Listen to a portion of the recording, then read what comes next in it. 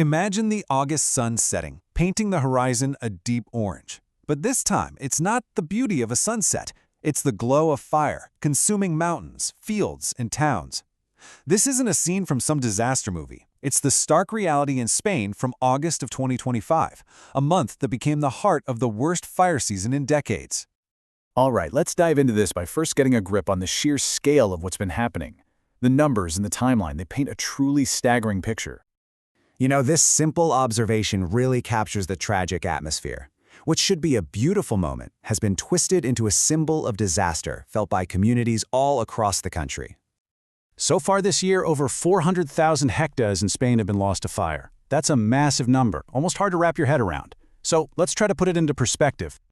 That's right. Just picture the entire island of Mallorca, a place famous for its beautiful landscapes, completely scorched. That's the amount of land we're talking about. And here's another way to visualize that scale.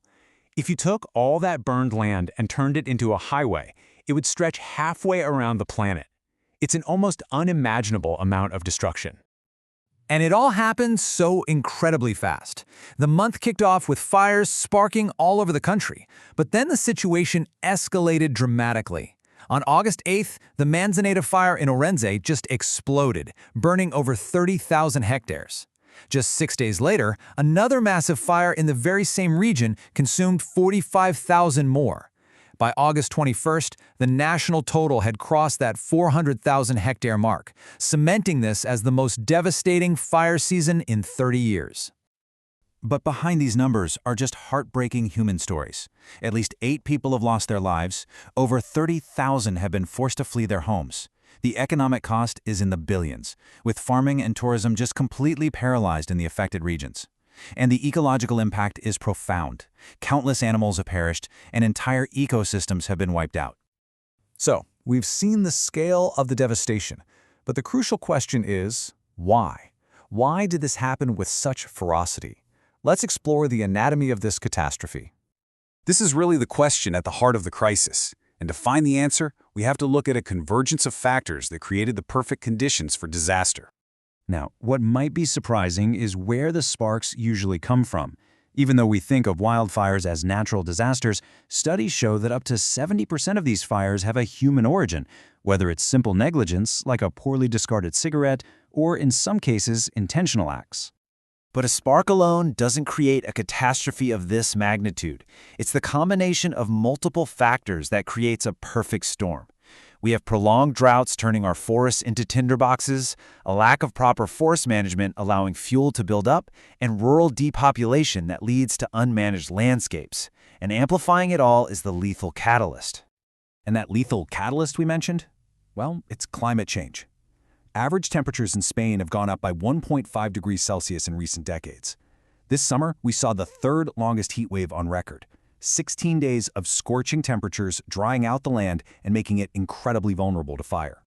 Understanding the causes is vital, but it's not enough. We have to look forward. So how do we build a future that's more resilient to this new reality? Let's shift our focus to the solutions. The way forward can be broken down into 3 key pillars. First, prevention, acting before a fire even has a chance to start. Second, adaptation, making our environment and our communities better prepared. And third, mitigation, tackling the root cause that's making everything worse. A really great way to think about this comes from the world of software development. Fixing a bug late in a project is incredibly expensive and difficult. Finding it early is easy. It's the same with fires. Reactively fighting massive infernos is way more expensive and less effective than proactively preventing them from starting in the first place.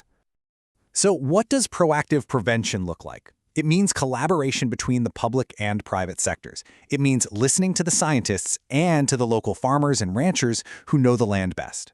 We need to cut the red tape that slows down prevention efforts and invest in modern tech like drones and sensors for early detection.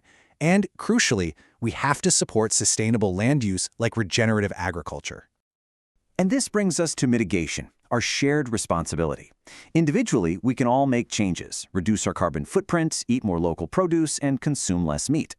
Collectively, we have to demand a faster transition to renewable energy. And on a systemic level, we need to support policies that promote a circular economy and elect leaders who take science and the climate crisis seriously. We've analyzed the problem and explored the solutions. Now, it all boils down to this. It's our turn to act. The future doesn't just happen to us, it's something we have to actively build. The great Spanish naturalist Felix Rodriguez de la Fuente said it perfectly. We have the knowledge. We need to empower the experts, the forest engineers, the firefighters, the farmers, and listen to the science to guide our actions as we rebuild and prepare for what's next. So here's a challenge with 3 immediate tangible steps. First, get informed and educate others about fire safety. Second, support reforestation efforts, whether by donating or volunteering. And third, get out into nature. When you appreciate it, you're more likely to protect it. Share your commitment to inspire others. This crisis is a painful wake-up call, but it's also a call to action. The decisions we make now will determine the landscapes of tomorrow. The future is waiting to be built. The only question is, shall we begin?